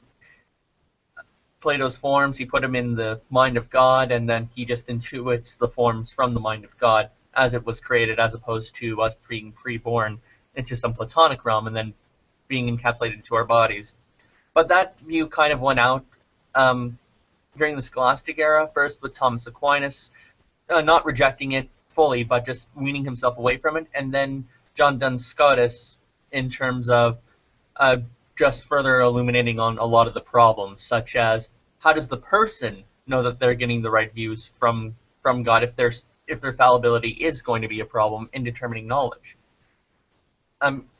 Because even God couldn't make a fallible being know something infallibly.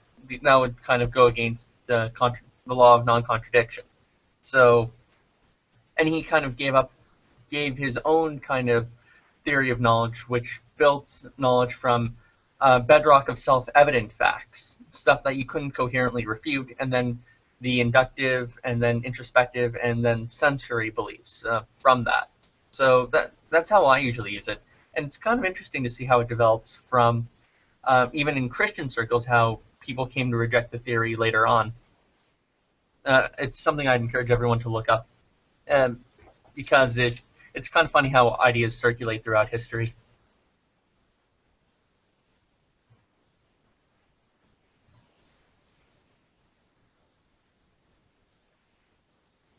Oh, I thought everybody froze up. I was like, I just saw the chat go by there.